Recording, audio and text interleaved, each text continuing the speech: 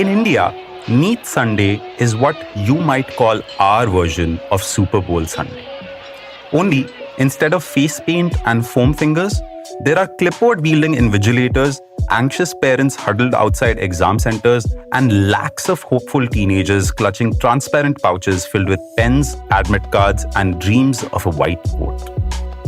Each year, it's a national spectacle in its own right. The stakes? A shot at one of the most competitive exams in the country, the National Eligibility Cum Entrance Test, and with it, a coveted medical seat, ideally in one of the limited government colleges where fee is reasonable and prestige is high. But this year, something cracked. Allegation of leaked papers, grace marks controversy, and statistical anomalies surrounding perfect scores have thrown the exam's credibility into question. Protests erupted, the courts got involved, students felt cheated, confused, and in some cases, abandoned. And the numbers tell the story. This year, NEET-UG saw a sharp drop in both registrations and turnout. From 24.1 lakh registrations in 2024, the numbers dropped to 22.8 lakh.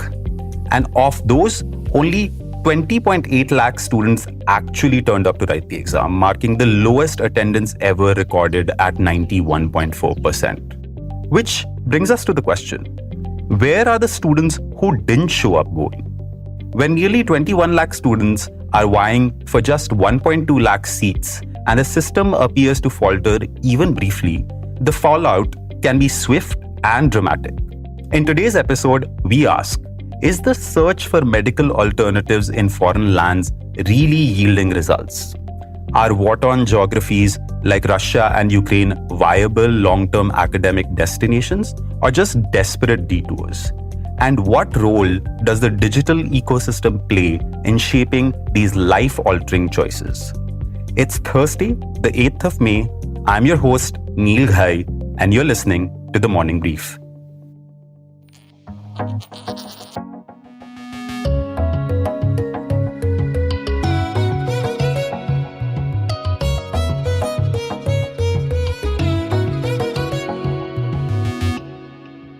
To understand the supply side of this resurrected educational pipeline, who's building it, how they're pitching it, and why they believe it works, I spoke to Akshay Chaturvedi, founder and CEO of Leverage Edu, a study abroad platform. Akshay has had a ringside view of how medical universities in countries like Russia and Ukraine are tapping into Indian student anxieties both before and after NEET.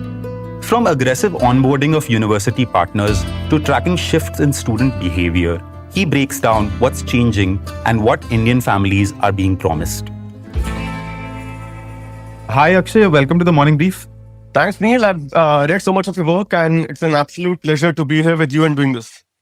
So to begin with, Akshay, can you tell our listeners who is the primary target for Russian and Ukrainian medical universities right now? And has that profile changed post-2022, especially in the light of the ongoing conflict? Okay. You of course know how the broad numbers follow, right? About close to 3 million people are giving the NEET for about 200,000 seats.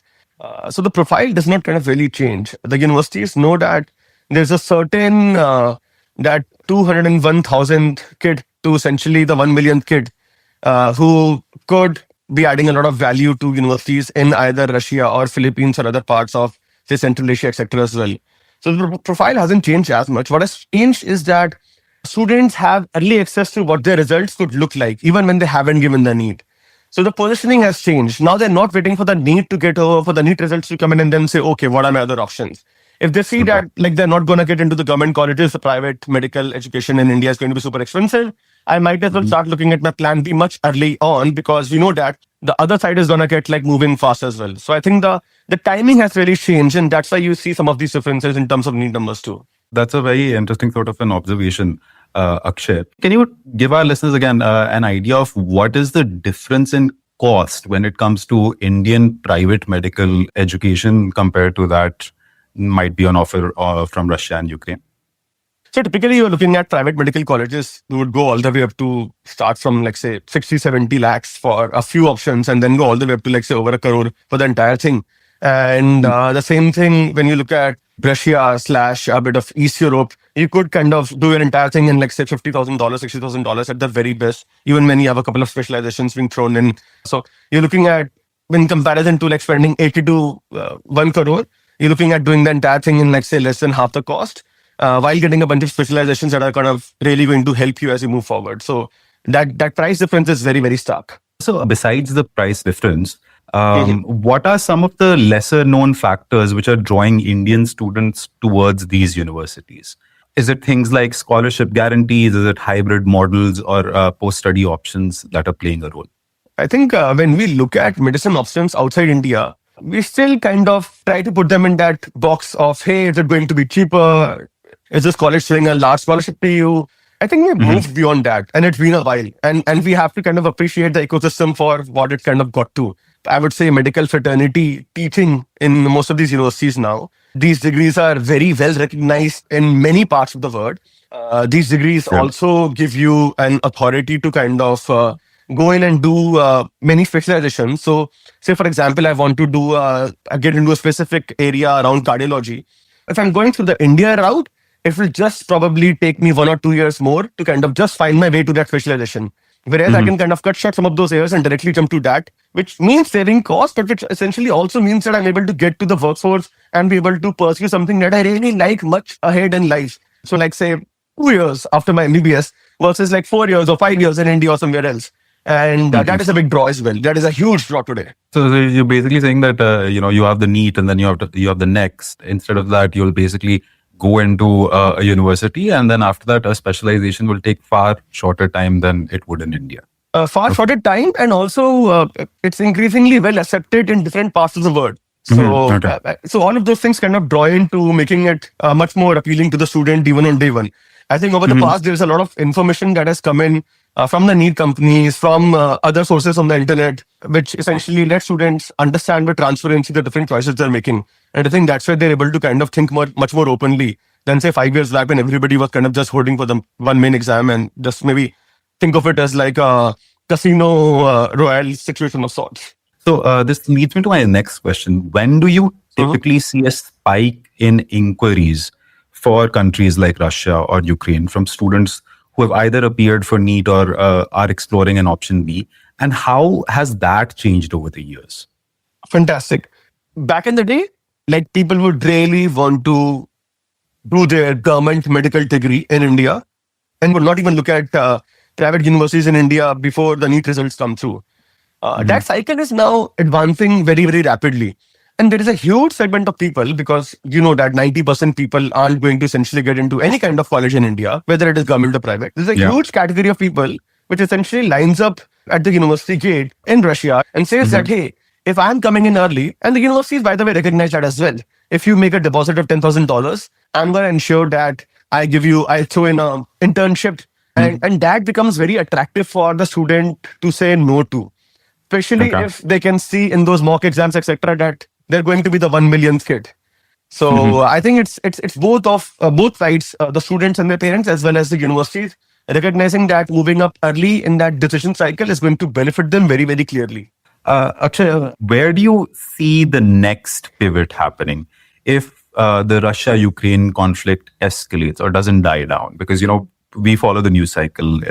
They're either talking about ceasefire and the next day they're still bombing each other. So are institutions in Eastern Europe or Central Asia beginning to look like alternatives as well? Not so much, actually. Even right now, while the numbers say what they do, but when we go on the ground and speak to students and parents, and when we speak to universities as well, so you see all of these places also trying to attract not just Indian, but I would say the entire South Asian student fraternity. So you see the Middle East coming up really, really nicely. So we are seeing some of the Caribbean medical colleges. People would want to go to the Caribbean medical colleges because they offer an internship in America towards the end, but it would still be very far and it would be like slightly expensive as compared to the Russian options. What also becomes important is for the Indian medical student fraternity is how easy or tough is it going to be for me to come back and practice in India if I want to. So if the curriculum is more aligned to the exams that they have to kind of give to come back and be registered in India, it's a well-recognized problem. And that's why the business is being kind of moving away from just like Russia or East Europe into the Middle East and into the Southeast Asian communities, because they recognize that, they cater to that, and they say that, okay, I have a pathway for you to become a doctor in India as well if you would like to. So it's a very interesting ecosystem. I think in 5 years, it's going to look very different from where it is right now. Akshay, final question to you. So how do you at Leverage ensure that students looking at these options are making informed and safety conscious choices? And they're not just chasing, easy medicine dreams through polished reels.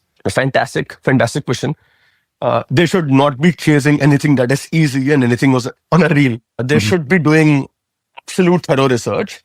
When somebody engages with us, we make sure that they see the data.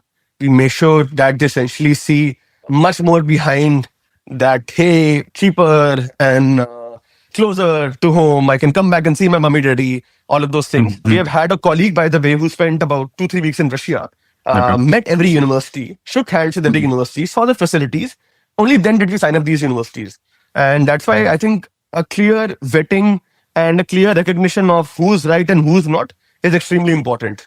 So, but the bottom line is don't look at reels and don't look at those flavored candies the way they're presented. Just kind of do your thorough research, look at the right numbers. And I would also kind of maybe through a podcast encourage people to directly reach out to the different consulate and then make a very, very informed decision and then find somebody, any of these companies, including ourselves, to help you and kind of guide you through the whole thing. Beneath those glossy reels and aggressive scholarship ads lies a deeper algorithmic push. Ankur Bharti, Executive Director at Grant Thornton Bharat, helps us decode that.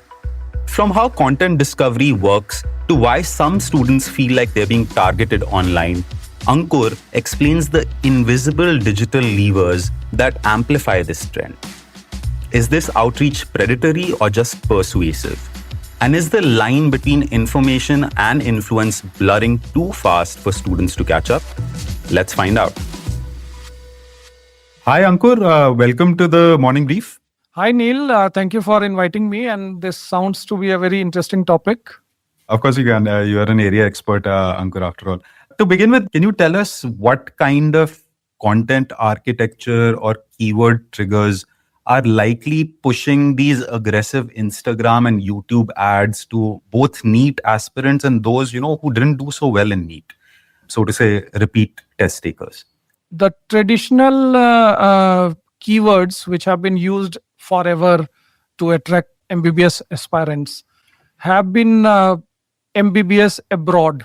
Even the words like which would attract students for Indian medical colleges, they also are being triggered for foreign admissions. Study in Russia, study in Ukraine. These have been very frequently used. The newer components which have started coming for last couple of years, is say good FMG passing percentage of university. Okay. Low NEET score. So students who are searching and have a feeling that they might get lower NEET score, which would trigger these words also. Another thing which have, because the competition has become intense. Earlier, it was only Russia, only country which we could hear for both engineering and medical. But now that many more countries has come up, so there is immense competition between these countries and agents taking the students abroad. Trigger keywords like student life abroad, Indian food in Russia. That might sound funny, but since the sheer of number of students which are going out, these things have also taken some priority in attracting students.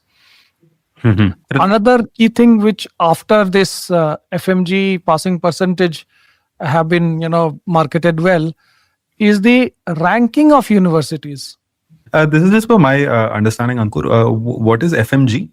FMG is Foreign Medical Graduate Exam, and this is the exam which Indian government conducts for all foreign students, foreign medical students. After passing, they come to India, and they want to practice in India, they'll have to clear this exam.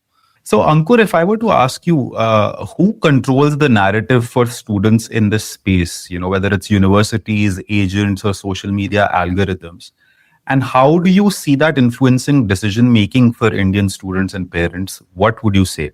Unfortunately, most of the narrative and most of the process is controlled by agents. These agents who are based out of India, they partner with foreign universities, and the foreign universities have given control to almost whole of the process to these agents, except some of the larger ones and well-known and very reputed ones, starting from the admission process to the extent that even the fees collection is not done by the universities directly. Annual fees is being collected by the agents from the students.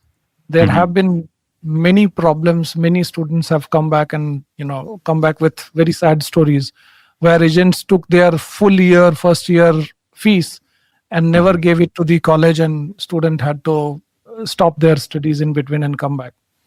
Okay.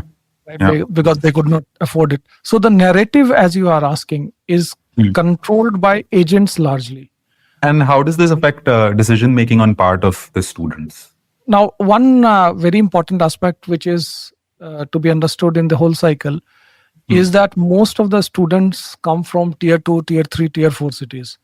There are very little avenues to understand which agent is, good agent, which is a larger agent, which is a unorganized one, which is a organized one, professional one. So since the narrative is again controlled only by agents, there could be, misinformation being spread by them, which impacts the decision-making process, whole of the decision-making process. When do these digital ad campaigns intensify? Are they timed to key milestones in the NEET and counseling calendar? And what does the timing of these ads reveal about their strategy? This is very interesting. See, we used to learn during our college days, catch them young kind of a concept for consumers. That's what it seems these agents are trying to do. So you'll see, these campaigns, online campaigns getting popped up just around the pre-board exams. They start in January around the pre-board. That's when students, start understanding their capabilities and decision-making process happens. The pre-board results define what kind of results they might have in the boards and what kind of colleges and how much they can put effort to gain marks in NEET. So that's when the whole campaigns start. And it peaks around June, July. That's when the NEET exam results start coming. Students are most desperate when they get their NEET results. And that's the time to push them towards, if they have lower ranks, lower marks, rather than wasting their year again preparing for next year's exam. They might get attracted to these campaign pushes and start looking abroad for getting MBBS seats, education, medical college entrances. So that's when these campaigns I've observed peak around June, July. So, Ankur, let's get to the more prescriptive part of our conversation, right? Is there a way that, any of this, the online journey, can that be audited or regulated? I mean, in your expert opinion? See, there could be multiple steps which can be taken up. One of the very simple steps can be actually, flagging which post is by agencies or organizations and which post regarding MBBS or courses or about colleges is by students or individuals. Okay. Simply by doing that, could sort out substantial part of the problem. There are some student bodies, there are individuals who are studying in foreign medical universities who tend to publish information on Instagram, on YouTube about their life in the university, about their day-to-day activities in their own colleges. That is much more informative and useful to the aspirants rather than the information pushed by agencies. Because that information is mostly biased and individual information to some extent is actually their own experience. Right. So simple step by just flagging or indicating that this is agency pushed information and this is individual information. That could do great help to aspirants. I'm going to conclude this conversation by asking you my last question, which is how can India counter misinformation or half-truths in this space without curbing aspiration? What role do educators or even policymakers have to play? Very important. See, over the years, government of India has taken substantial steps to, curb this misinformation and to make people aware pros and cons of getting their medical degrees from abroad. National Board of Examination in Medical Sciences, NBEMS, is the agency which conducts foreign medical graduate examination, right? FMG. Around 50,000 students apply for it and only 20% pass out of it.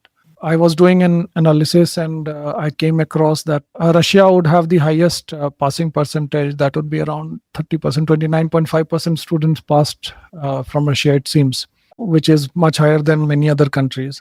But then what NBE has been doing, National Board of Examination have been doing for last couple of years is that they have been publishing this information. Now, if you see that list, there are hundreds of colleges in that list. And this list is by country. This has, worked very well between students. Only problem being that this has not got as much publicity as it should. Every aspirant should be able to have this link. Every aspirant should have PDF file of this list downloaded for last 10 years, 5 years. That is one step, right? Another is that, this agent business is highly unorganized. If there is a registration system, this will ensure that, less and less fraudulent activities are being done by these agents or agencies. Yeah. Last but not least, as a society, we can do a lot. Say, alumni network of these colleges.